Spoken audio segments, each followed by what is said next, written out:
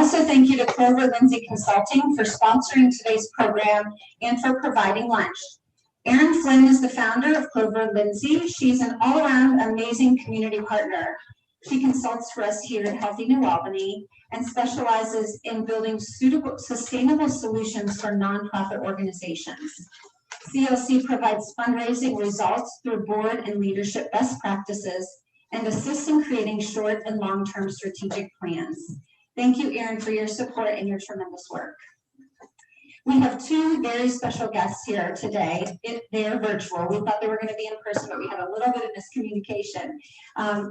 Kylie Harper is a New Albany High School senior and co-president of the NAACP Youth Unit at New Albany High School, as well as Precious Singo, a representative from SOAR, a program at New Albany High School. At the end of today's discussion, we will provide an opportunity for these two amazing ladies to share about the good work they're doing here in our community in New Albany. As we have this discussion today on diversity, racism, and the immigrant experience, I would challenge you to call to mind your own personal history, your heritage, where your families hail from, and when they came here to this country. What it might have been like for your parents or your grandparents, or what it was like for you to come to this country. What prejudice or discrimination did our families experience, if any? Thank you so much for your interest in this very important topic today. Without further ado, I would like to introduce our speakers here. First, Dr. Nwando Olayiwola has recently been named Senior Vice President, Chief Health Equity Officer at Humana. Her new position was created to identify, track, and address health inequity. In this newly created role, Dr. Olayiwola will set direction and establish a strategy to promote health equity across all Humana lines of business. Dr. Olayiwola will join Humana in April 2021 and will depart the Ohio State University College of Medicine, where she served as chair and professor in the Department of Family and Community Medicine and founding director of the Center for Primary Care Innovation and Transformation. Dr. Olayiwola was a Commonwealth Fund Harvard University Fellow in Minority Health Policy at Harvard Medical School and received her master's degree in public health with a concentration in health policy from the Harvard School of Public Health. She obtained her undergraduate degree in human nutrition pre-med at The Ohio State University and her medical degree from OSU Cleveland Clinic Foundation. Dr. Olayiwola has published extensively in peer-reviewed medical journals and is the recipient of numerous awards, including the Martin Luther King Junior Leadership Award from UCSF, the Woman of the Year Award from the American Telemedicine Association, the Alumni Achievement Award from the OSU College of Medicine, and the Public Health Innovator Award from the Harvard School of Public Health. Dr. Olayiwola is the author of Minority Women Professionals are MVPs and the founder of the Association of Minority Women Professionals. She's also the author of 3 other books, including Half Woman, Medicine is Not a Job, and Papaya Head, which each of you will receive a copy of today. Thank you so much, Dr. Olayiwola, for joining us today. Our beloved Angie Ojeda, did I say that right? Say it for me. Ojeda Pryman is a superstar community leader. Angie serves on the New Albany Food Pantry leadership team as the English language learning coordinator and devotes countless hours serving our pantry and pantry clients in various ways, as does her husband, David. Angie is a first-generation American born in East LA, California, and she grew up in the San Gabriel Valley in La Quinta, California, and her parents are from Mexico. Angie attended local public school in California until high school when she transferred and graduated from Bishop Amat High School. She's a first-generation college graduate, graduating from the University of La Verne with a degree in diversified education. Angie taught elementary school in Azusa and Chula Vista, California. She moved to Fairport in Western New York in 1996 and to New Albany in 2006. Angie and her husband David reside in New Albany. They have 2 children who both graduated from New Albany High School. Angie is an active and engaged community volunteer and advocate, donating her time and talents to multiple organizations, including Girl Scouts, PTO, serving on multiple community and school committees, and on their neighborhood board, Healthy New Albany, the New Albany Walking Classic, and the Food Pantry. Thank you for joining us today, Angie, to share your important perspective on your life experiences and what's going on here in our community. We have a lot of ground to cover today, so I want to jump right in. First, this will be very much a conversation, so I invite both of you to share back and forth, and this will be just a discussion. First, I would love for you both, if you could start with your background, your history and upbringing, and how it led you to be sitting here today. Yeah, thank you so much for the introduction, and thank you to Healthy New Albany, Dr. and Mrs. Height, all of the staff, for even hosting a program like this. I'm truly, truly so honored and feel very blessed and privileged to have the opportunity to chat with everybody. So how did I get here in this seat? So I will say that part of it is because of this woman sitting right over here in the middle, my mother, who is Dr. Ego Onyejekwe. She and my father immigrated from Nigeria after the Nigerian Civil War, the Biafran Civil War, which was in the late 60s to early 70s, and came here, interestingly, because of Ohio State to the U.S. They came to Ohio State directly as graduate students, and so ended up here honestly because they saw the campus and saw the Oval and thought it was a good place to go and took a risk, and here they are. But in terms of the path that has brought me here, I would say a lot of what some of you have read and seen in the book. So much of our experience growing up, me and my three siblings and a lot of our cousins, was really rooted in this duality of, being born in America, but also having this Nigerian heritage and experiencing a lot of things that I talk about in the book: racism, xenophobia, sexism, all sorts of isms. And not realizing that at a very young age, those experiences would ultimately shape what my career became. Because I think that when you're on the receiving end of some of the things that we went through, it shapes you and it impacts you, whether you realize it or not. And somewhere along the line in my life, I felt like I would start kind of fighting for the underdog, fighting for the vulnerable, and really made it a mission both in my education and in my work since the end of the year. So I'm here today to just share that, that duality can be reconciled. There's nothing that you experience that cannot be overcome with the right support and the right network and kind of being planted in the right place. And I'm excited to share more about that with you all today. So for me, just like Dr. O, my parents immigrated from Mexico. My parents did not have higher education, and the United States was an opportunity, to give their children better. And my mother always pushed education, and I did not speak English when I started school, so that shaped me to really want to help those who don't speak English. I became a bilingual teacher. Like Angela said, I was a first-generation college graduate. That was a huge deal. And my parents were very, very proud of me, but I went into bilingual education so I could help others just like me. When we moved here to New Albany, started volunteering in the schools, and eventually,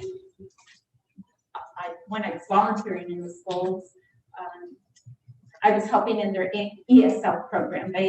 There was a contingent of kids at the time back in 2006 that they needed help with. So that kind of, just kind of evolved from that, and eventually led to what I'm doing now, the food pantry. And like Dr. O says, I think that those immigrant or being the child of immigrant parents really does shape you and how it affects you. I did not. Obviously, we can get into all this. I definitely experienced a lot of the isms. I did not experience racism because I am, and you have to acknowledge, an Hispanic or Latina white skin. and that comes with privilege, and I recognize that. But I've always, felt that not speaking English also was difficult. But I have to acknowledge that I did other things I did experience. I certainly didn't experience racism. So I want to say that from the beginning because you do walk that fine line. So that's why I'm here today, and Angela asked me to talk. Thank you, both of you. As I was reading the book, I'll have to say at a couple points I was brought to tears. I was just shocked by what you experienced. I'm very sorry for that. But it gave me the opportunity to really feel and hear from someone firsthand what the scars that it left for you and how it impacted your family. And in talking with Angie, really, there were so many similarities that I was shocked that how even similar your backgrounds were, although very different, you experienced many of the same types of things. I was wondering, Dr. Olayiwola, if you would perhaps read some segments from your book that you might think would be prudent to the discussion. Yeah. Well, thank you, Angela. And certainly didn't necessarily want to instigate any tears or anything, but I appreciate the acknowledgement that a lot of this was very difficult. And I will say that when I was putting some of this together, it was honestly, it was difficult, but it was also kind of therapeutic to write out some of what we've gone through. So I'm gonna read from a certain place that I think just will give a little bit of context into the mind of pre-adolescent kid growing up in northwest side of Central Ohio. And so I'm going to go from page 10 in the book if you have it with you, and I want to just give context to what the title of this book is. The title of the book is Papaya Head, and this story here will share a little bit more about how it came to be that. So a few things happened before this, but I'm going to start in that second paragraph there. One day when our father had traveled, our uncles were out of the house, the three of us, and that's my siblings and myself, before the next sibling came, but the two other ones. The three of us were home with our mom. We heard loud yelling on the front porch. We went outside to find our mother yelling from our porch at our neighbor, a very angry white man who used to call the police when we had parties, only for the police to say we were not disturbing the peace. He was heaping loads of incredible insults on our mother, using words we had never heard or words we had heard but could never say. This was the first time we'd ever heard the word nigger. Each of us remembers this experience vividly, as it birthed many questions and many challenges for us. Quote, "Go back to Africa, you stupid nigger bitch," he said, his eyes full of rage. "Leave me alone, you papaya head," our mother responded. We all looked at each other, my siblings and I. Papaya head? His insult seemed way worse than papaya head, even though we didn't know what that meant. "Get out of our neighborhood and take your fucking monkey family with you." "Shut up, you coconut nose," she screamed back. So he gets mad. "What kind of fucking name is that? You mean the coconuts that you monkeys and your monkey children swing from trees to get?" So my older brother had enough. "Shut up, leave our mom alone." My sister and I were speechless. He had just said, "Shut up," to an adult in broad daylight in front of our mother. But my mother didn't scold him or stop him. In fact, she looked at him lovingly. So when he said, "Shut your nigger goat flesh-eating mouth up, boy," to my brother, my sister and I felt that it was game on. So we went in. "You shut up. Don't talk to us like that. Mind your own business. Leave us alone." Then he says, "Go back to the jungle you came from and have your litter of babies there. That's all you guys know how to do. Have babies," he screamed. My eyes briefly met his little daughter's eyes. She was about the same age as my younger sister, and she looked frozen in disbelief. "If you keep harassing me, I will call the police, mango eyes," my mother shouted back. Our mother firmly intended on using every tropical fruit she could find to insult this man. So we joined in the program, taking turns heaping the fruitiest lashings at this man, enjoying the colorful salad we were creating: banana neck, grapefruit eyes, tomato ears, pineapple teeth, plantain arms. Each fruit made him angrier until my mother finally took us all inside. Like clockwork, the three of us wanted one more shot at this man, and as we entered the door in our loudest voices, he screamed, "Papaya head," one more time. When we went inside, our mother hugged us and told us all she was sorry that we saw that. we found out that she had done this a few times before and she had shielded us from it. She told us that she was proud of us for standing up for ourselves and that we should never let anyone talk down to us like that again. We were so distraught as this was our first time experiencing something like this. She had the exasperated look of someone who had been through this before. We wanted to talk more about it, but when my brother asked, "Mommy, what is a nigger?" she said, "You guys go to your rooms and don't ever tell an adult to shut up again." But we could not get over that papaya head incident as it notoriously became known. Why did that man hate us and our moms so much? Why did he call us monkeys? Why did he make fun of us eating goats? What was a nigger? Why were we from a jungle? Why did he hate us so much? What did we do? And in the end, it was a very troubling experience for 3 children. I'll just stop there.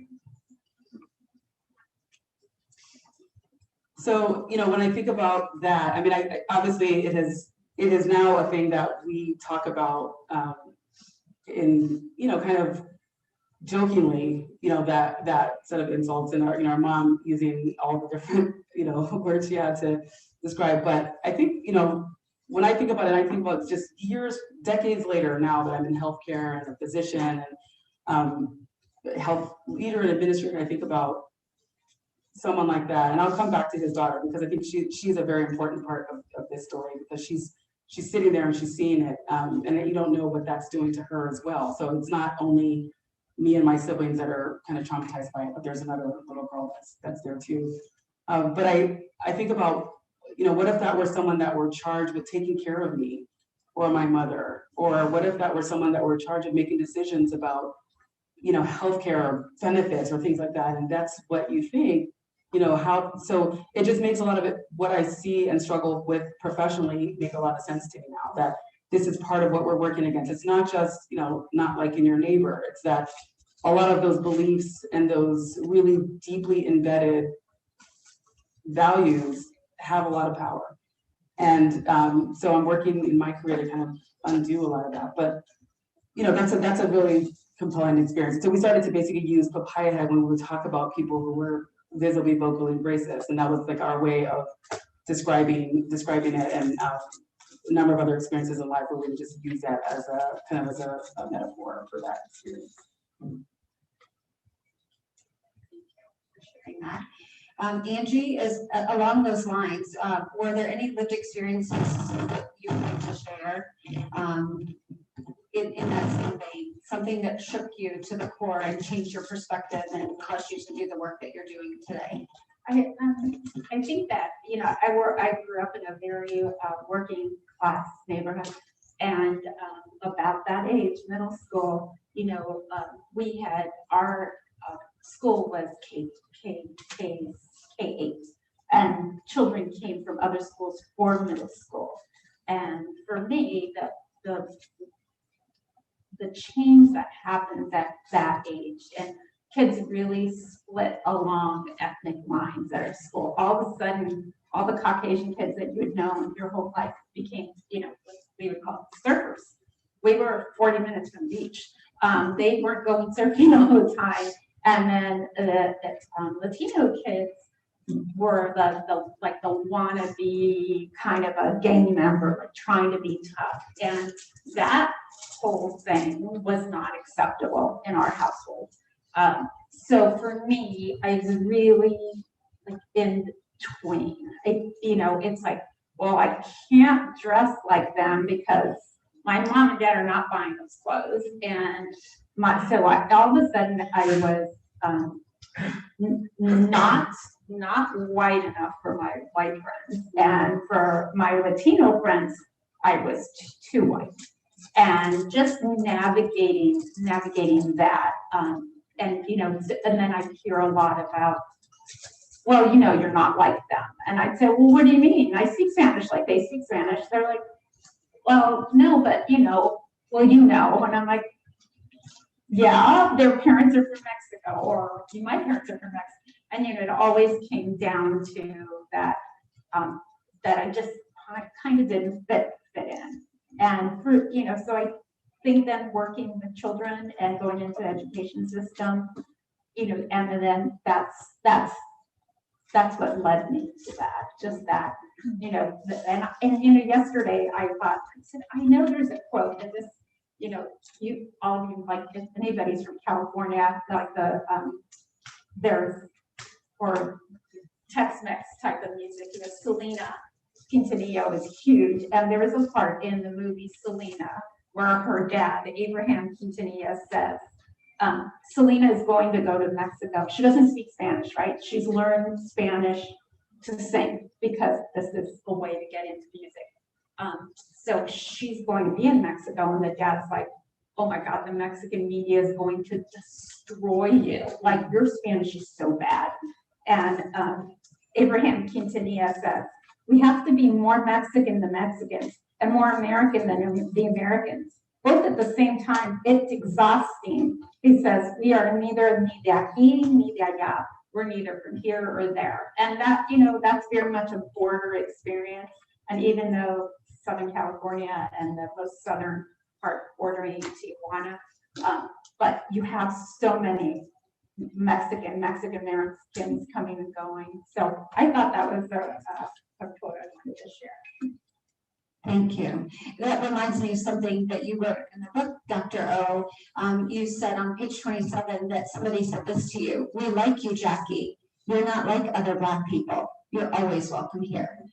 Can you explain that experience and what it meant to you? Yeah, it's so interesting that Angie just said. I was thinking as she was talking, like I have so many experiences like that, like not enough of something or another. And I think I would just say for there are probably a lot of conflicting parts of life. So one is definitely the immigrant part, which is you know, child of immigrant parents, which is you're not enough of whatever that, you know, origin is, and you're not also enough of where you're living. And so in my case, sometimes not being Nigerian enough for Nigerians and not being American enough for Americans. So that was one. And then there's the other one is also this one around just where you are living. And so having, you know, thinking, and I shared that in the book, you know, one of my classmates who grew up in, and you know, predominantly white, we're the only Black family in our where we lived in Burlington, and having been one, pretty much almost always the only Black kids in our classes for much of our lives, we were around mostly white people. And I remember when I came home, like excited to tell my dad about how someone had told me it was great that I wasn't like other Black people. And he, you know, he was like, what are you, like, that is not a compliment. And I had to, you know, I was still young and didn't really quite get what that meant, but understanding that this is hard. It's hard because, you know, you're just living multiple lives and identities. And I think it's just, people don't recognize enough how much you are battling with, like, what actually am I? Am I this or am I that? And our parents did a good job of always kind of reminding us who we were at home, but you get out of home, right? You get out of that safe space, and it's like you have to be something. Everyone wants you to fit really neatly into something, and we just don't. And I feel like that's okay, and that's what I feel like for my children now that I'm a mother trying to figure out how to raise them. It's like you just don't have to feel like you have to fit into something neatly. I don't know why we make people feel like if I can't identify you, put a box around you, I don't know what to do with you. I think we have to just get more comfortable with being okay with people are a lot of things. And there are a lot of things at the same time, and multiple things can be true at the same time, and just be comfortable with that. When we spoke a little bit before this, we talked a little bit about other marginalized and oppressed groups along race and gender and religious lines. And while you and we may not have the same lived experience as a Muslim, perhaps in a hijab, there's a commonality among all of those that are marginalized. Can you discuss this and how people are marginalized by their perceived differences, whatever that might be? Yeah, I have a mentee of mine who always talks about oppression Olympics, where we try to prove how oppressed we are as different groups, rather than thinking that oppression affects all of us.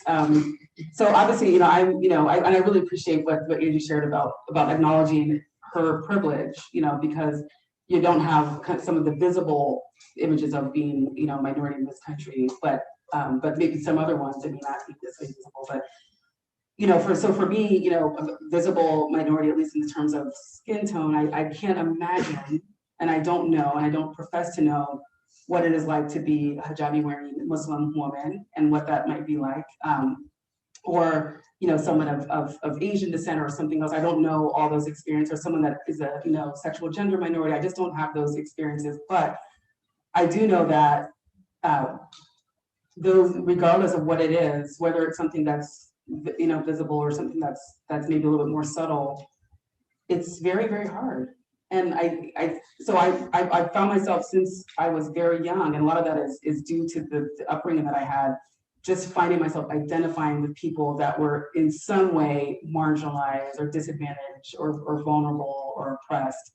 And a lot of my friends often came from backgrounds where they had one of those many kinds of things. And it's kind of been a story for a lot of my life, because even though I don't necessarily know what it's like to be an Afghani girl growing up in Columbus, Ohio, or a Telugu, Indian woman, South Indian woman growing up here, I know that their experiences were very much shared with mine. And so we would just kind of bond, and those identities would kind of form together. And I felt like for me, that has made me much more aware of the struggles of so many other groups of people. And so where I may not be able to identify from my lived experience, I can be an ally for a lot of other groups. Maybe in the places where I do have privilege, because I'm not sitting here saying that I don't have my own privileges, I do. And so when I do have those, I feel like I can use them to be an ally for other groups. I agree with Dr. O as far as that, being an ally, that I may have not walked in your shoes. I've had my experiences, and that I feel like I work at being an ally for our pantry clients. I know we'll talk a little bit about, oops. Is it? I drink water. Is it on? No. Yep, there you go. Being an ally for our pantry clients and our asylum seekers who don't speak English. So I think that even though I may have not experienced the same things like Dr. O just said, that you then turn those experiences, the non-experiences, into saying, well, this is what I've experienced, and then I can also help in some way. And not be part of the trauma, to be a part of the oppression. Right. That's another paragraph that I pulled out that I thought was so powerful, that you wrote, the first generation unity is an indescribable power. We all understand things, even without speaking, share jokes and experiences that are hard to articulate. And what is even more beautiful about it is that we share this with other first generations, regardless of their country of origin. And in many of those countries, we eat papayas for snacks. Yeah. So I thought that was a beautiful, that there's a power in that first generation group. Yeah, no, absolutely. I think there's a lot. I mean, I have really great stories and memories of just thinking through that shared experience, like of knowing that you go home and maybe another language is being spoken, different foods are being cooked, there are different aromas that are in the houses, and different things. And that other people can identify with that, even if it's not the exact same experience. And there's something about that, because when you think about, so for me to think about us as being Nigerian American, Black kids, and one of the only all the time we were growing up, that is so isolating. Like when you're that, and if you're in that box, that is so incredibly isolating and alienating. But then when you think about, okay, well, there are other people that have, from other backgrounds, then you actually have strength in numbers, right? And then you can, whether it's, this conglomerate of kids from different backgrounds, you're not just one, you're that shared identity allows you to have, a lot more people that are going through what you've gone through. So that's always been really important to me. Yeah, I'm trying to figure out, I have a note here. Let me see where I marked it in the book. Here we go. In the book, you discuss 3 life cycles: assimilation, rebellion, and contentment. Can you share and reflect on this? Yeah. Okay. So what I do say there is that I don't necessarily think of those as sequential. Like those are potentially things that are happening at the same time, but you're just journeying through different phases of finally getting to what I think is like the holy grail, which is the contentment phase. But early on, I feel like when you're in this kind of environment where you are, first generation, more family, and trying to figure out who you are and fit, the thing that you think is easiest to do is just like not be noticed. Like I don't want to stand out. And we all know we were all middle school kids at some point, and you just don't want to be different, right? Like there's nothing you want more than to not be different. You just want to be whatever normal is, you want to be that. So trying to think about like, well, if I just do certain things, no one will notice. And if I just, talk a certain way or walk a certain way, do certain things, no one will notice. So you're trying really hard to like not, you don't want to speak your language sometimes. You don't want to eat the food that you eat because you just want to fit in and not be noticed. And so that's a phase. And but eventually, obviously, people, as I said, people definitely still notice. And so can't just like kind of, subliminally go through life.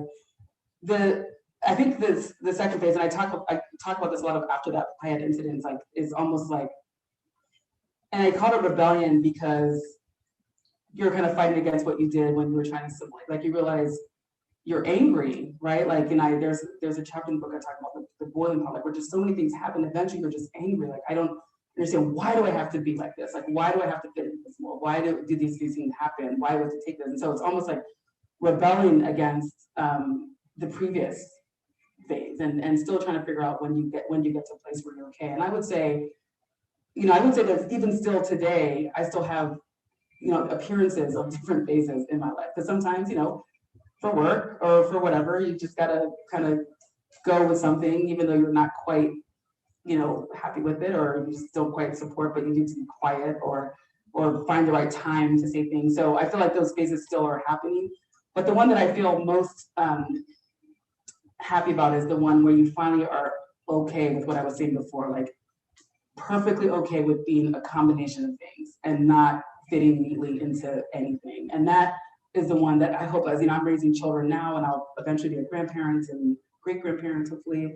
I want to make sure that that's what we teach, like that comfort of being just fine with what you are and what the talents you were given and the skills that you have, not feeling like you have to, be all the way invisible or be all the way angry. It's somewhere in the middle you find, like I'm just okay with who I am. And I hope that that's what we can all get to, and also make it okay for that to be okay. Even if we're okay with ourselves, we have to like help people normalize that. Like it's not, I don't think our kids will accidentally just be okay with those things. And the generations that we're all raising, we have to actually normalize that and make that okay for them. Otherwise, it's the easiest thing is to, try to be invisible.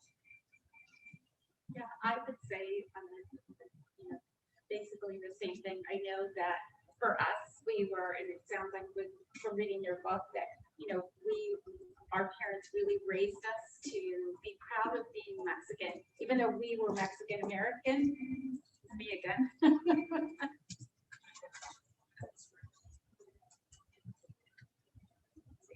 Okay. No? Yeah. Okay. So what I was saying was about our parents. You really instilled that, being proud of not necessarily where we came from, but where our parents came from.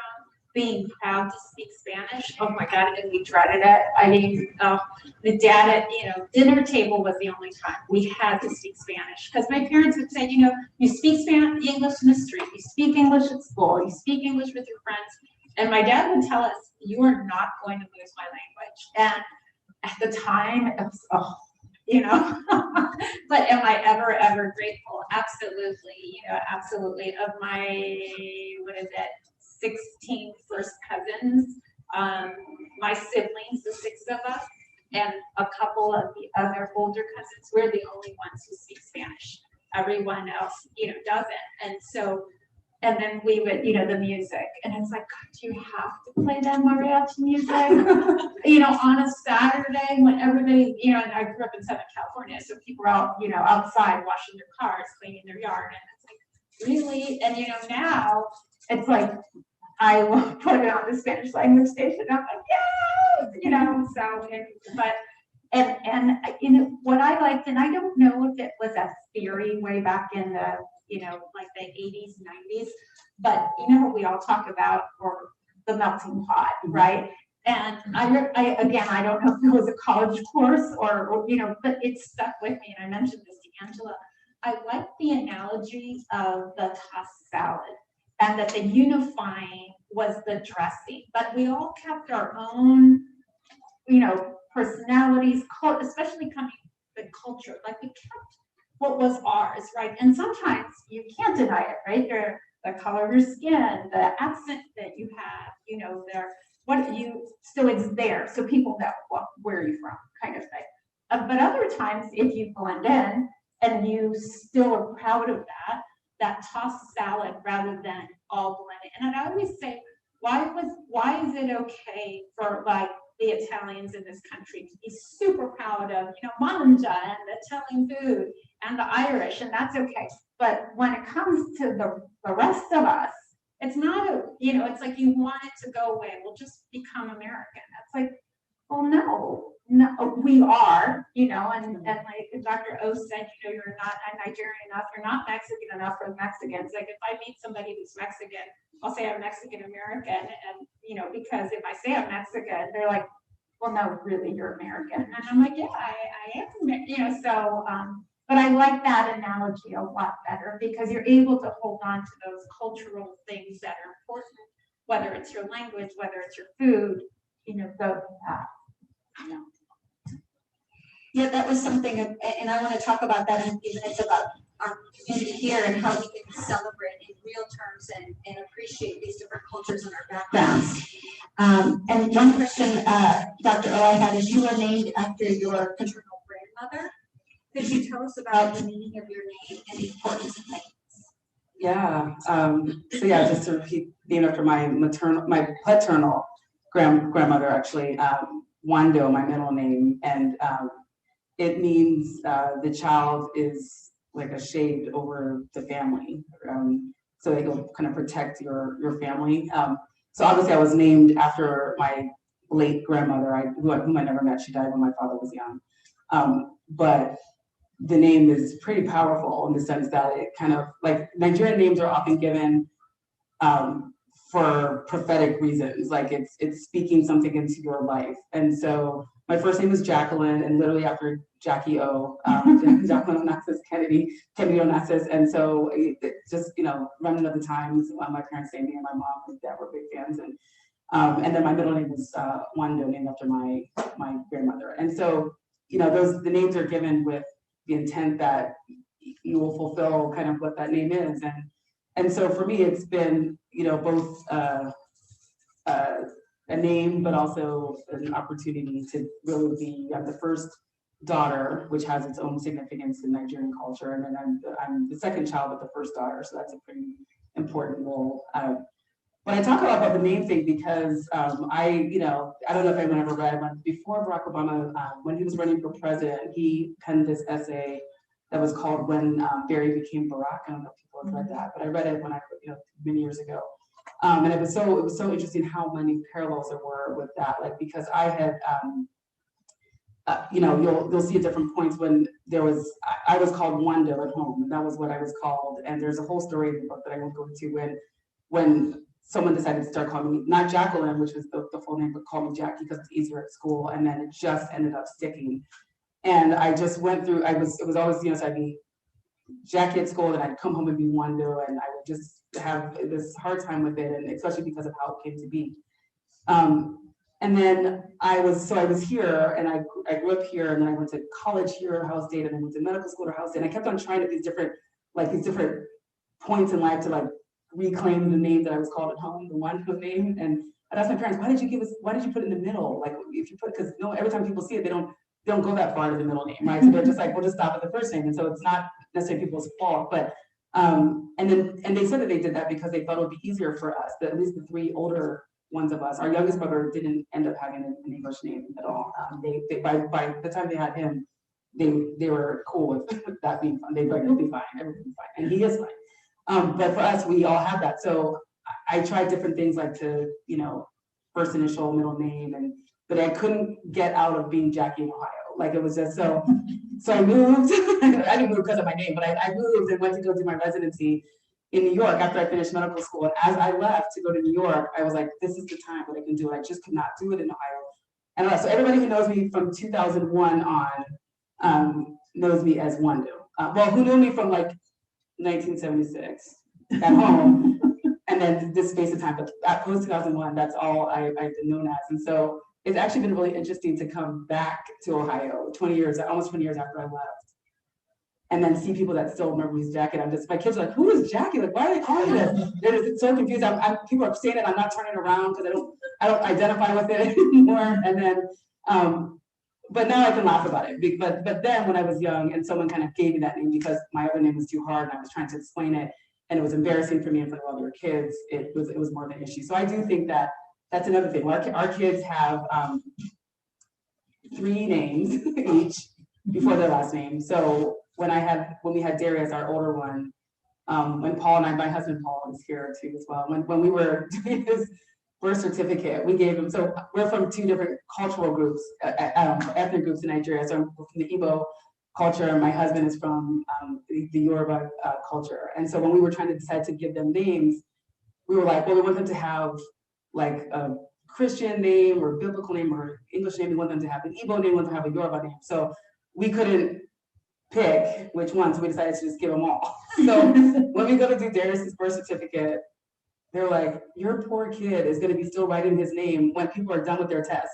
And so, but that's the way we figured out how to do it. And so I think now they have all 3. Both of our kids, our daughter Lucy has all 3 too. And at some point they'll say, this is the name that I want to be called, and we'll be happy with it. I just think that name is such an important part of how people identify. And I think that for me, having that name and the purpose for which my parents gave me that name after a grandmother that I never met, it was so significant in my dad's life.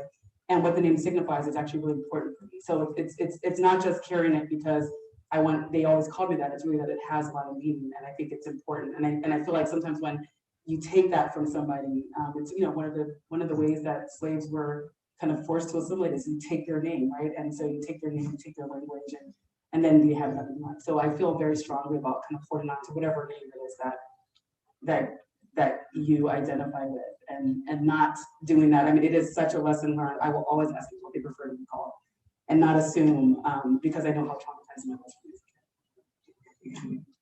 Thank you. So important.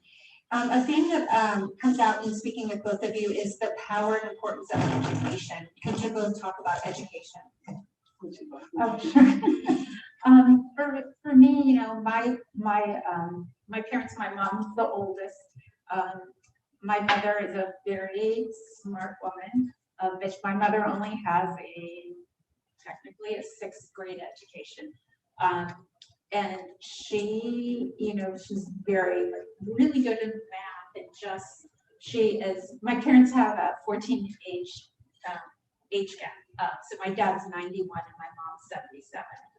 So she was 18 when she married him. And she brought home the paycheck, she saved and saved, she set aside money for their first house. She also worked. But she really wanted for us the education that she couldn't finish because she had to help her mother. And, they couldn't afford a Catholic school for us until high school. And, they just wanted better for us. And, that's what they worked for. My Catholic high school was in the Archdiocese of Los Angeles. So it's a big archdiocese, and it was the affordable working class high school. And I would take that $50 check every month to the tuition office to pay for it. It was $500 a year in 1976. And being a good Catholic school, when the 3rd child is there at the same time, the 3rd child's free. So there were, when I graduated, my sisters were right behind me, so they were there, and then I left, and then my brother came in, and I have a brother who, got himself in trouble and got kicked out of school, and my parents scrimped and saved to send him to like one of those outdoorsy schools in Arizona because they were like at the minimum you have to graduate high school. So for us, it was really important. And going to a school that, again, was not a super affluent school, but it was a college prep school. And so if you graduated from Bishop Lamont, at the minimum, the California state system works, it's like a 2-tiered at the time. It was the California state schools had less requirements. they were not research schools. The UC schools were. So like Cal State LA was not a research school, but UCLA was, or Cal State's Long Beach or San Bernardino and things. So at the minimum, if you graduated Bishop Vermont High School with the grades necessary, you would be able to attend a Cal State school. And to be surrounded by kids whose parents had maybe gone to college, a good amount of them, and all of a sudden that was like the expectation. It wasn't like it was like the natural thing to happen, and they could not help me navigate that at all. I had to rely on the college counselors and then really find how to get there. But they totally supported getting there. Like they just thought that was really important, and I will be forever grateful. Yeah, no, that's great. I echo a lot of that, although a little bit different of it upbringing. My parents, as I mentioned, came to the U.S. after the Civil War, the Biafran Civil War in Nigeria, and at that time they were college students, and they were both in the war. My dad was a soldier in the war. My mom was an infantry personnel in the war, and they left college to go fight for this cause. And then by the time the war finished, the colleges in the southeastern part of Nigeria were completely devastated and decimated. And it was really, I mean, almost like, you had this education, but then it's what you had, the opportunity you had was almost like obliterated in front of you. And so for them, when they came here, it was really in the pursuit of ongoing and higher education. And so our situation was a little bit different. This is probably one of the places where I will definitely acknowledge an enormous amount of privilege that we've had, because we grew up, our parents were both doctoral students at Ohio State, and we grew up with all these other people like that around us. They'd be talking about, like, these conversations would be like watching Shaka Zulu or something, and there'd be conversation around, the influx of, the battle between the British and the Dutch for the Cape of South Africa. And those are kind of conversations that would be normal in our home. Our friends would come over and be like, you guys are weird. Like, what do you guys talk about the weirdest things? But it was definitely an expectation for us, because our parents always said, like, that is the equalizer. The thing that was able to get us out of kind of war-torn area was education. Like, it was education that opened that door for us. And so I think for us, we've always been pushed, all of us in every way, to constantly pursue education as a potential equalizer to kind of offset some of the other disadvantages that we have. So it was very important to all of us from a very, very young age, all the way through beyond high school to college and after. And that brings me to a discussion point I wanted to make about our community here, which is we have many asylum seekers here in New Albany. Angie, I'm wondering, could you talk a little bit about why some of these families have come here? I know you know them personally. And the different professions that they hold, and the power of education, I think, is a big piece of why some of these families do come to this community. Yes, so we do have a lot of asylum seekers, and primarily right now they are coming out of Venezuela. And I reached out, I sent a big email, and I said, hey, I won't, because they have been persecuted by their government. So I'm like, I'm not going to use your names. No personal information, just in general. And I know Jennifer is here and Cheryl's here and Regina's back there. And so we do hear their stories, and they talk about, what they used to do. So I kind of just did just a little survey, and we have several pilots that they were military pilots, and then went into commercial airline. But because they were in the military, their families were persecuted, and that's why they left. Currently, there are 2 doctors who are Venezuelan. Many of them, because they never expected to leave the country, didn't go through a program where they learned English, right? They know English, but not at a medical level, right? Not that they would ever be able to practice in this country. Of several engineers, a couple civil engineers, a person who did marketing and publicity, somebody who worked with the former government, so obviously that they were not safe to stay. And one of the people who was a pilot, I had talked to him about this before, and I said, would you mind sharing with me again? And he said, they used to be able to, like, they were like middle class, not quite, middle class, upper class. I said, I worked for the airline. We would go to Florida every year for vacation. We'd take the kids to Disney World. Like, he goes, and we saved some money, but we never thought that was going to end. And he said, in 2012, they was making the equivalent of $3,500 a month in Venezuela. And by 2019, it was basically $20 a month. And he said, and when that happened, they knew they had no choice. Many of them, I find it astounding that they're in Ohio, because it's like Florida is much more comfortable, right? You're surrounded by a lot of your own and people speak Spanish, but so many of them have, left Florida, one, because they don't want to be so comfortable that they never learn English. Like they want to learn English.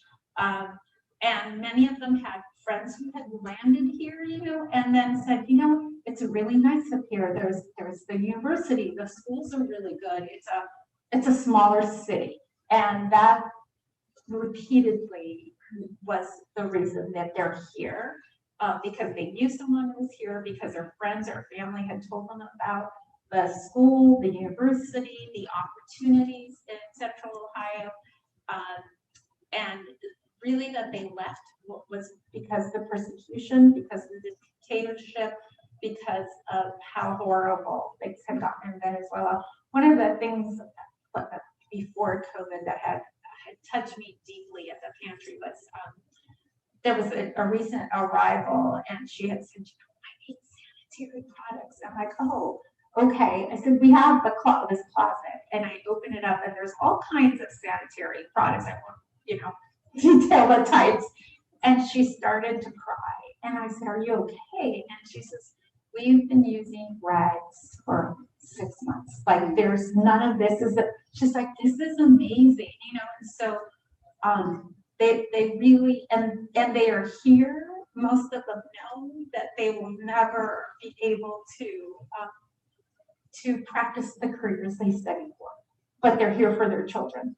And they're here in New Albany, because they want a good education for their children, because that's their hope, Can I just comment on that real quick? Because that's I've done a lot of work as a physician providing refugee health care, and I did that for many, many years in San Francisco before we came back to Ohio.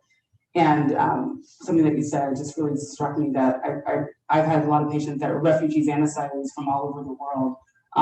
Here, I think Ohio is the third largest resettlement state in the country for refugees. So we do get people from all over the world here. But in the San Francisco Bay Area, I've had people from Syria or all through Central and Southern America and the Middle East. And the thing that would always strike me was that people had really good, stable lives, and they get completely disrupted. And so when you see them, driving taxi or cleaning houses or whatever else, you see, like, you could very well be talking to someone who was, a governor or something like that, right? And have a lot of social and political capital that just gets erased with those changes. So I'm really happy to hear that there is a safe space here in New Albany for people like that. And another thing I want to just ask, and I'm sorry, but I'm just thinking about it, because when we were moving back from California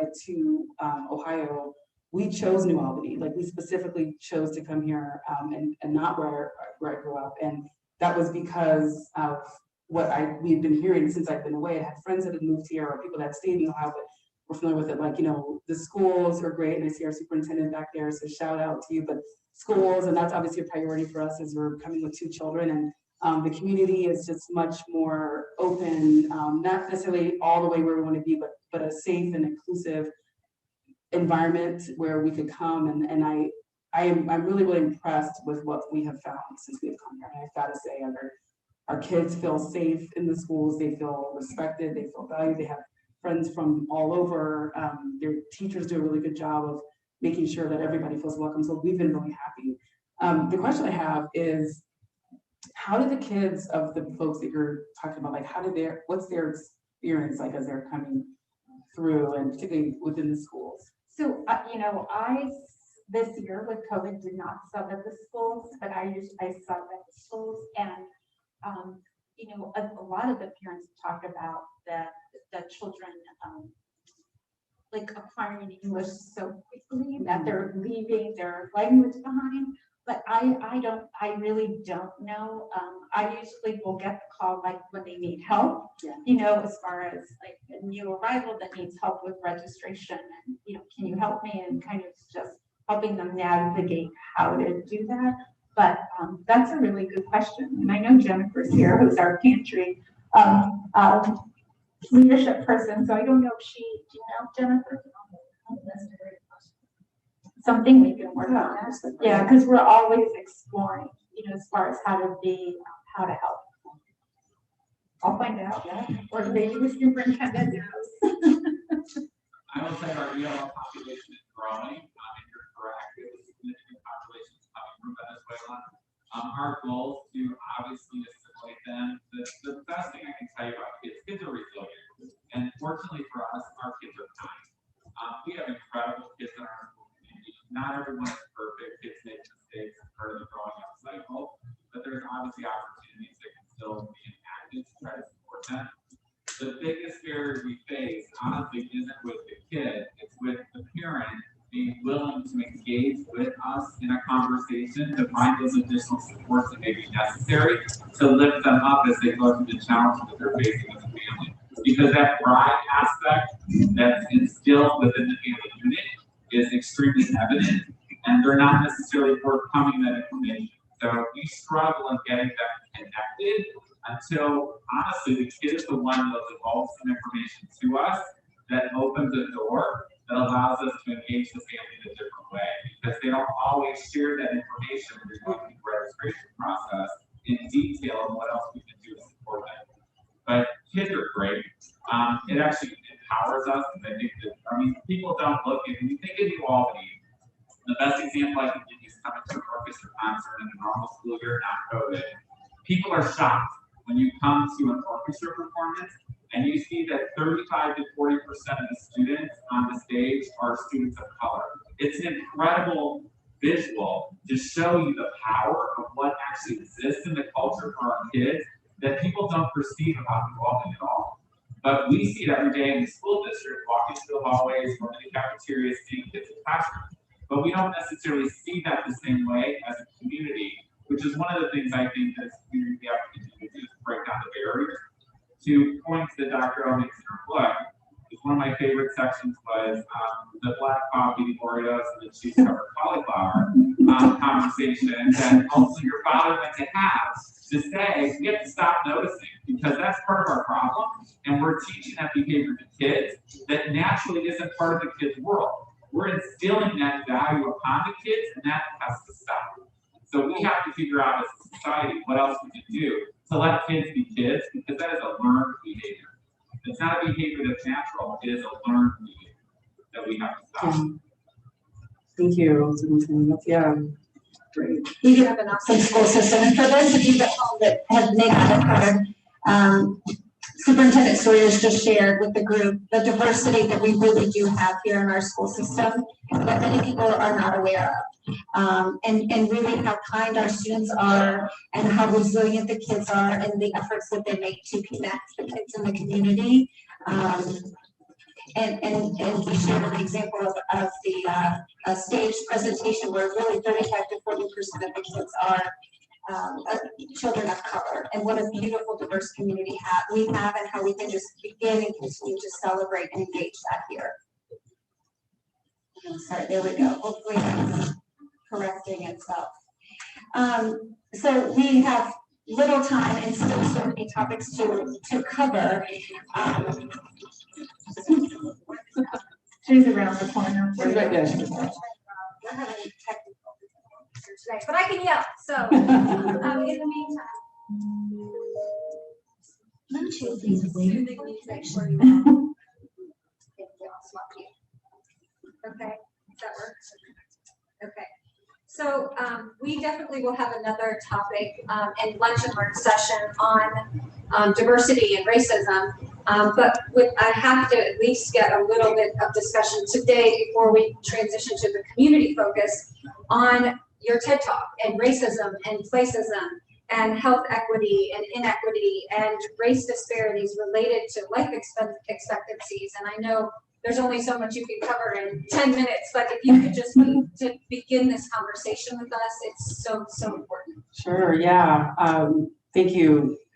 So a lot of my work professionally has been around the elimination of health disparities and the attainment of health equity, which basically means that every single person, regardless of their race, their gender, their background, their status or station in life, has the ability to have full health and high quality health care.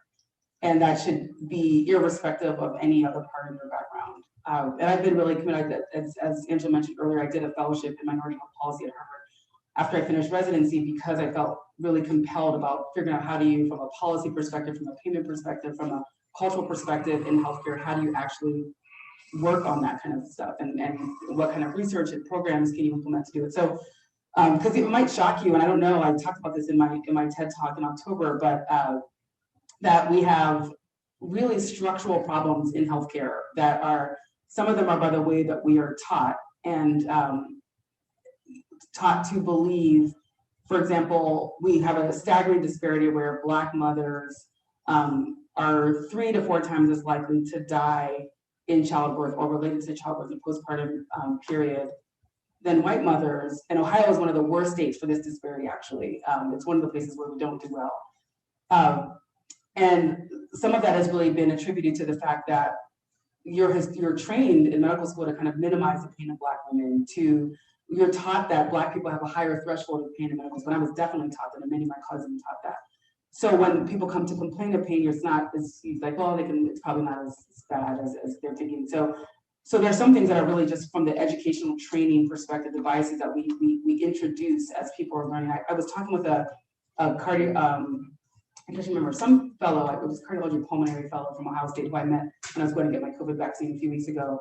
And he told me he's from Pakistan. And he said, until I came to America, I never thought that people had differences that were kind of race-based and not really scientific and not really truly biological. I was taught that here. It was when I got here for training and education in medicine that I was taught some of these things. And so it was just talking about how to undo that. So there's that. And it manifests in things that you see later. But there also this other thing that I talked about. So I talked about racism in medicine, and I also talked about placism in medicine, which is the fact that we're not really trained to really respect or acknowledge or understand the impact of where somebody lives on their life expectancy or their health. And that depending on where people live, you can have a drastic difference in how long and how well you will live based on your zip code. And I think of the things that I talked about in that talk, that was really most surprising to people. So an example I gave is if you're on the near east side here in Columbus, Ohio, a mile away in Bexley, you could expect to live 18 years longer than the person that lives right there on the east side. And there are many other things like that. And that's not unique to Central Ohio, that's not unique to Ohio, that's not unique to, that is across the country. And so starting to think about how do we make sure that the place is right. You know, if you plant 2 seeds in different soil, you'll get different results, even though the seeds started off the same. So how do we make sure that we are giving communities access to healthy eating and produce and parks and all the things that we've enjoyed before COVID, but all those things, how do you make sure communities have that same level of access? How do you make sure that you have educational equity so that people can grow up and do things and are not at disadvantage from the moment that they start going to school? And so a lot of the work that I've been doing is around all these other social factors that influence health, like they call the social determinants of health, which, where you live, where you work, where you play, where you age, where you school, where you worship, those things have a tremendous impact on your life. And that's why people, when they get to a certain stage in life, they'll move to certain areas so their kids can have access to the benefits that come from that area. So there's a lot of work to do because we're not really trained. I mean, I know that in certain areas, certain health problems are much more profound. I'm not necessarily trained in the traditional model of medical education to do something about that or to know what to do about it. And so that's part of the work that I'm doing, is trying to make sure that we implement ways to understand that and do something about what we see and what we have. And then also beyond that, kind of from a community and macro level, you know, we start to build in the things that address those social determinants into the fabric of the community. And I think we're beginning to have that discussion here, and I hope we can continue to stay in touch with you on that topic. It's a good thing you're young, because there's a lot of work to be done in that department. You've got lots of years ahead for that. I want to kind of shift a little to just our local community focus, and in what ways we can begin to continue to celebrate diversity here in our community. So I guess the first question is, you know, are your kids experiencing these types of things in the schools right now, the papaya behavior or the graffiti in the bathroom that you talk about? If they're not experiencing that, wonderful. If they are, what do we do to correct it? Well, my children are out of the New Albany schools. So my daughter's 27 and my son's 24. I know that when they were, going through school here, they did not have those experiences. The only experience I can talk about is the difference. And I was just mentioning to someone about living over in the links and living on the other side of town, not this side of town. And when my daughter was in 8th grade, she had some friends over and they were talking and they wanted a traditional Mexican dinner, which I made for them. And out of I have teacher hearing. So one of the boys said something, and a joke about coming over to the ghetto. And I said, and my daughter's like, mother, I'm like, no. I said, you have no idea. You live in a bubble. You live in this bubble and you have no idea what a ghetto is, what poverty is. And, they're like, Mrs. Clinton, we're so sorry. I was like, it's okay. I said, but I cannot just let you say that without speaking up. And of course, it's trying really hard not to, my poor daughter. But at the same time, these boys that I grew to love and that, she was very good friends with, but even by the time she graduated school. So the economic, even though we know it's like I grew up in a working class neighborhood in an 1,100 square foot house with 5 siblings and 2 adult parents. Like, oh my God, you have no idea, So mine have not, and obviously you have children in the school district. I would just say, just to, even though you didn't ask, but I'll say it anyway, just to be really careful of diversity doesn't always mean inclusion, and presence doesn't always mean equity. And so just being really careful that we don't get comfortable. We have to still make ourselves uncomfortable. We've got numbers and good representation, but it's very important that the environment and the climate that you're in, whether it's work or school or just other parts of the community, that you feel that it's safe and all voices are represented, and there's an inclusive spirit that's there, and that there's equitable opportunity even within a really progressive community like New Albany, you still have disparities, right? And you still have, you're the links versus the country club, there's that kind of stuff. And I guess obviously it's probably rich people problems or something like that, but it's definitely, something that you have to be careful of, that you don't want people feeling like, okay, we're great because we have, and I could look at it and say, well, my kids have much more diversity than I had growing up, so that's good, but that's not necessarily good enough, right? If they're not feeling that they're welcome and their voices are heard, they're valued, and they have the same opportunities as everybody else, even in the community that they're in. So our experiences in the school have been good. So I'm not giving impressions they're not, but I just want to be cautious that we don't get too comfortable with the progress and still try to push ourselves to really making this, the community all it can be. What would the single most important thing that we collectively can be doing in advance of that mission? Can I share one part of the book I wanted to come back to, because I think it's important. I think it'll help, because I think I obviously made people sad with the earlier part of the book, but I want to share a reconciliatory piece that is there. It's towards the end, and I talked about the daughter of the person, our neighbor. I want to share something because this was such a surprise when it happened. It finally actually made me think I should write this book. So it's on page 84, and it's, you know, a generation later. So my youngest brother was not actually part of that original Hijabi incident. He wasn't born yet. So it was the other three of us, but grew up here and was pretty well known here. So what I talked about this part where he got a message sent to him, is actually through Facebook, from the daughter of this person many years later. And you know, he didn't really think of it as a big deal, but it was really compelling to me. Because we never, so I say here, like, you know, a few years ago, my younger brother received a message from the daughter of the original papaya head, who had found a way to connect with him after over nearly decades since we had our first encounter with her father. As adults now, we never really thought about the impact of her father's behavior and words on her. And I paraphrase her exchange just for protection, but basically what she said was to him was, you know, I hope you remember me in a way, I hope you don't. She reminded him of his name and where we lived. I'm not even sure you were born yet, but I can't find information for your older brothers and sisters. I want to apologize to you and your whole family for my father's treatment of you guys when he lived next to us. I used to watch him assault your family and sit there in horror, unsure what to do as a little girl, but feeling that I should do something. Sometimes I would say, Daddy, stop, but he wouldn't. He spent a lot of time in my youth telling me how bad Black people were, that I should never play with you guys. I would always tell him that Black people I knew, including you guys, were amazing, so nice and so much fun to be with. He forbade me to talk to you guys. Although I try to erase the memories, there are some images in my head of him screaming at your mom on the porch with you guys standing behind her that I cannot erase. I just can't imagine how you guys felt as children seeing that. If it was traumatic for me, I know it must have been a nightmare for you. I was secretly glad when you all moved so I wouldn't have to see you live through that anymore. You have all gone on to be amazing as I knew you would be. And although my father hasn't changed that much, I'm happy that as an adult, I can actively disagree with him and I can make sure my children don't harbor that kind of hate. Please forgive me for not doing more to stop him, and if you can, forgive him too. He is not at peace with himself, and he never will be until he removes that hate from his heart. I don't expect you to write me back, but I hope you accept my apology and share it with your siblings. My heart is at peace just knowing I have the opportunity to say I'm sorry. And she signed it. And then she actually remembers. There's one funny story I always remember. One day when my dad was screaming at your mom, calling her all kinds of horrific names. Your mom started yelling back at him with the funniest names of fruits and stuff. The more she did it, the more he got upset. I kind of laughed and thought, you go girl.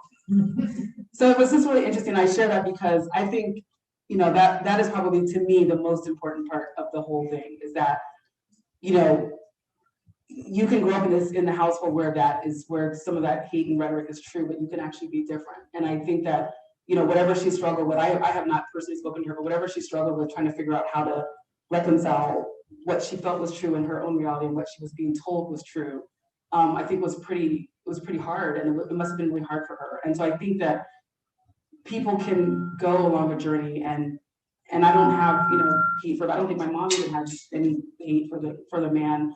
I think a lot of what he did helped us, honestly, to push on and to pursue what we did.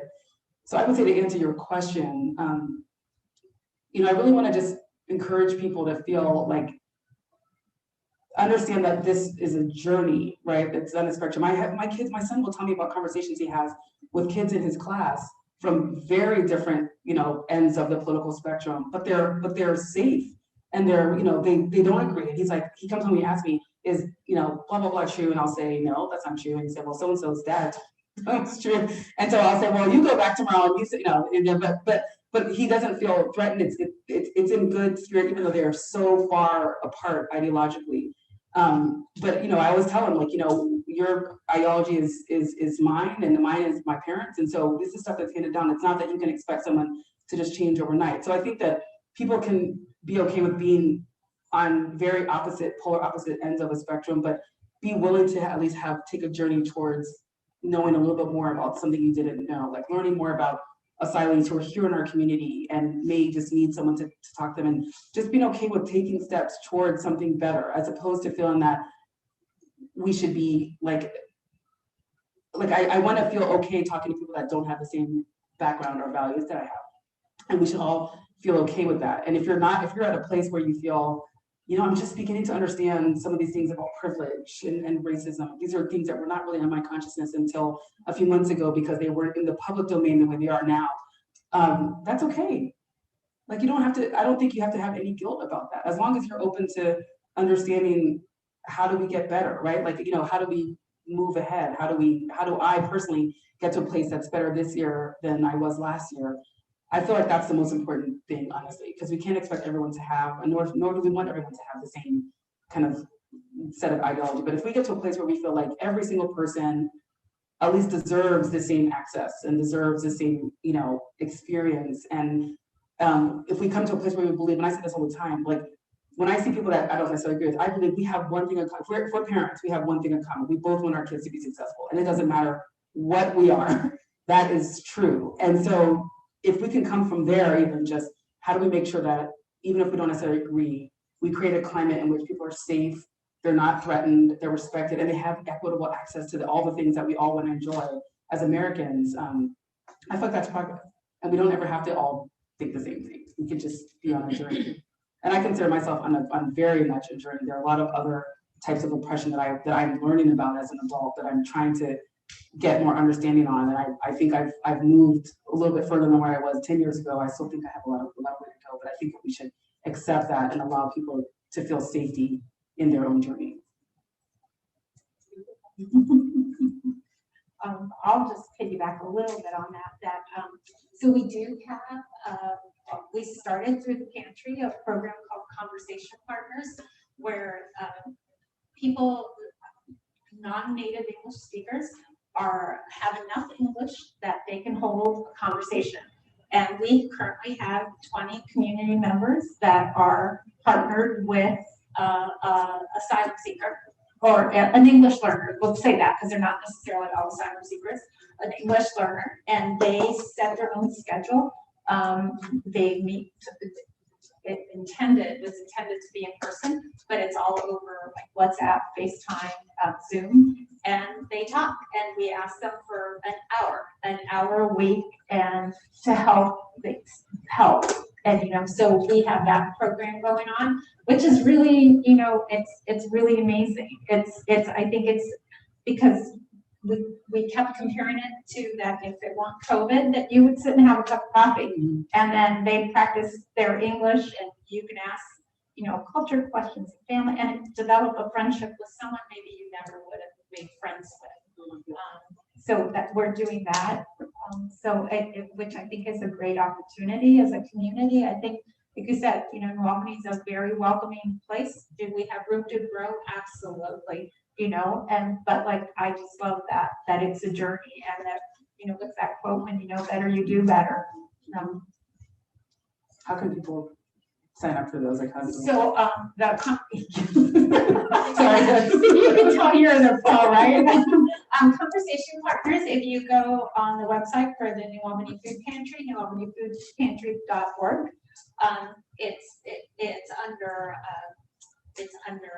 programs, and I think it's under if you want to help, but it's called Conversation Partners, and my name's Angie O'Hevin, and my name's out there, and my email's out there, and I can, right now we're waiting on more clients to sign up, but that's there. And I can briefly say we're also, Jennifer wrote a grant, and we're doing, we were able to buy 20 Rosetta Stone licenses, and we had 20 clients who did not speak enough English to participate in Conversation Partners that are, through this grant, learning English and on Rosetta Stone.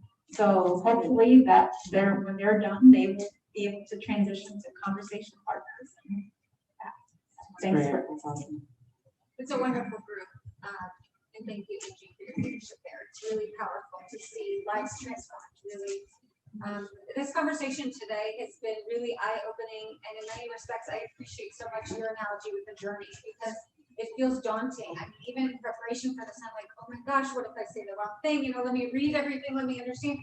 And there's just that pressure to get it right. So to know that there's that friendship there, to have it be baby steps in a journey, individually and as a community, is really important. So I appreciate that very much.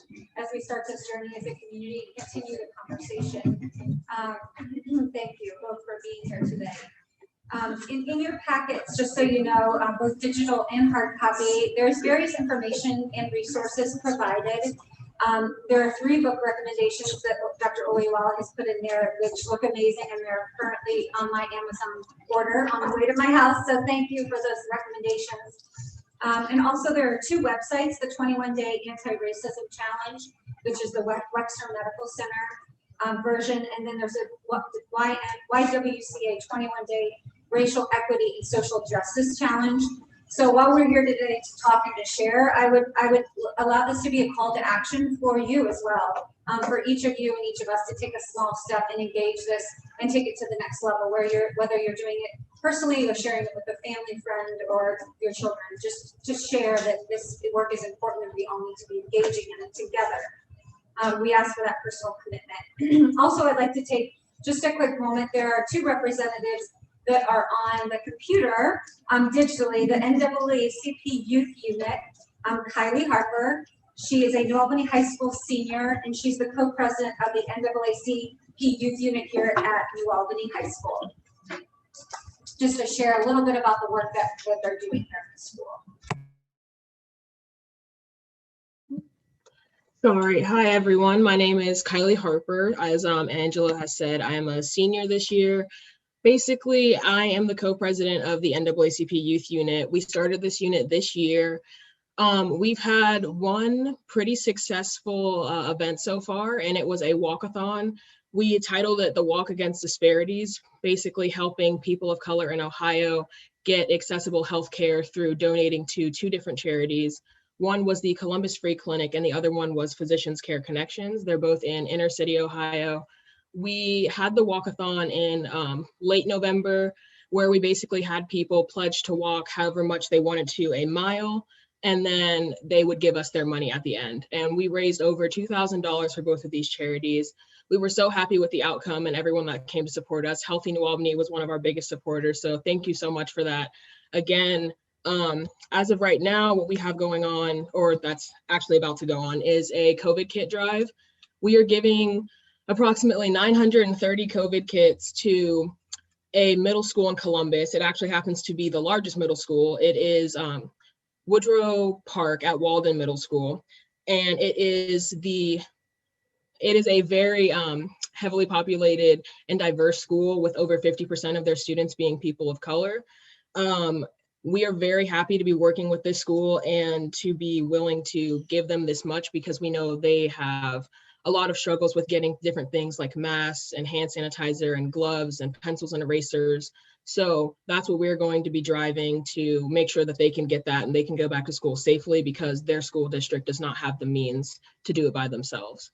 And then we're giving 30 of those kits to Riverview International Center, which is actually an organization that assists immigrants who are learning English, and it helps them get different files and documents for things that they need, like getting jobs and their driver's license and other things like that. So this drive is actually going to start March 8th and it will go through March 31st. We're going to have drop-off boxes all around New Albany. If you do receive our flyer, it should be on a QR code that you can scan on your phone, or if you get the digital flyer, there is a link you can click that'll take you to all the different drop-off boxes. So we'd be very happy if any of you would want to help us with this. We know this is a very ambitious goal, so that is why we are working with 12 different clubs at New Albany to try to make this happen.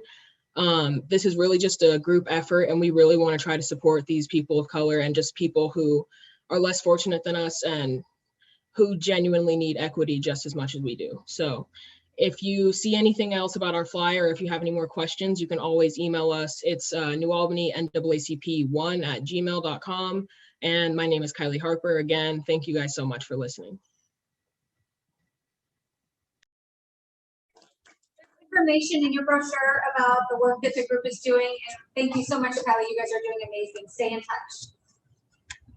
Next is a representative from SOAR, and SOAR is an organization for parents and students of African descent interested in continuing New Albany's diversity efforts, and they work to foster a more inclusive school community. So Precious, do we have you on there to share a little as well? You do. Can you hear me okay? Can you guys hear me okay? Okay, perfect. Hi, I'm Precious Single, and I'm a mom to a first grader in the district and a 12th grader who's not in our district, but we won't hold that against him. I'm a very active member of SOAR. SOAR, as most people ask us, they want to know what it stands for. SOAR stands for Setting Objectives and Achieving Results. It's an organization for parents of students of African descent interested in continuing New Albany's diversity efforts. It originally started in 2018 and has grown from its initial goal of closing the gap in test scores. In addition to continuing that work, SOAR also works with the administration on topics relevant to our Black students and has become a true community for the entire family. We host events for our member families, connect mentors to our teens, and have play groups for our littles.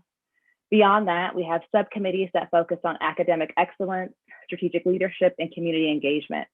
Our goal is to bridge gaps, impact change, and be true participants in our school and community. On a personal note, when I moved here in 2016, I felt very alone, like I didn't know anyone, like I wouldn't ever really fit in. I don't live in a neighborhood or anything like that. I live on a main road. And then I found SOAR, and it really made New Albany start to feel like home for myself and my family. And I will forever be grateful to them for that. And I hope it gives that to other families. And if you know anyone who's not in SOAR who has children of African descent, please, please, please send them our way. I'll drop our main email address as well as my own in the chat box. Please feel free to email me directly or the SOAR main group with any specific questions. We are always looking to collaborate with members in the community as well as groups. So any collaboration or opportunities you see there, we are absolutely open to that. Thank you guys for having me today. I know we're over the time, so I don't want to take any more time.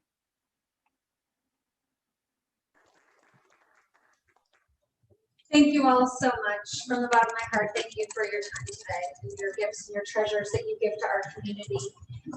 We will continue these conversations. There's many more to be had. We'll be here every month from now for as long as I can figure out things to talk about, and I'm sure there'll be no end. Monthly for our Lunch and Learn series here, so we'll have about 20 in person, and then anyone can join online. And I just like to close with a quote that Dr. Olayiwola says in her TED Talk, which is give life, love, hope, and healing to the communities we serve, which I think both of you do so much. Thank you. Thank you all.